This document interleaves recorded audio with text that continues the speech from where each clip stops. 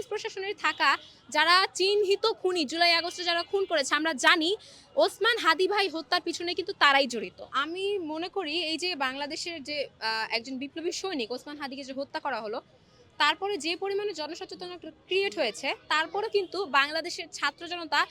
সভ্যতা এবং ধৈর্য অবলম্বন করে এই পুলিশ প্রশাসনকে কিন্তু সময় দিয়েছে এই খুনির বিচার করার জন্য। আমরা শাহবাগ অবরোধ করেছি কিন্তু আমরা কিন্তু এখনো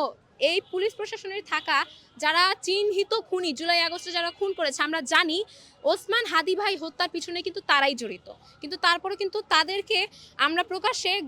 দড়ি দিয়ে বেঁধেও রাখিনি, তাদের চামড়াও তুলে দেওয়া হয়নি, তাদেরকে আমরা এখনো সময় দিয়েছি। তারপরে সময় দেওয়ার পরেও এই পুলিশ এবং প্রশাসন যদি এই খুনের এই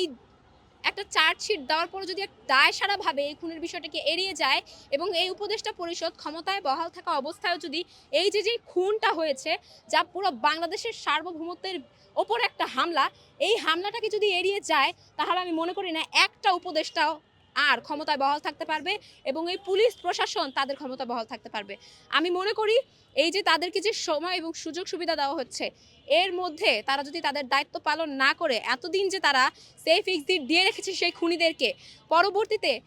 তারা তাদের যে সময় ঘনিয়ে এসেছে পতনের এটা জানার পরেও তাদেরকে এতবার হুঁশিয়ারি বার্তা দেওয়ার পরেও তারা তাদের দায়িত্ব পালন না করে এবং এই খুনিদেরকে ছাড়া দিয়ে দেয়, তাহলে এই খুনিদের বিচারের পাশাপাশি বাংলাদেশের জনগণ এই খুনিদেরকে পেছন থেকে যারা সাপোর্ট দিয়েছে তাদেরও বিচার নিশ্চিত করে ছাড়বে ইনশাল্লাহ।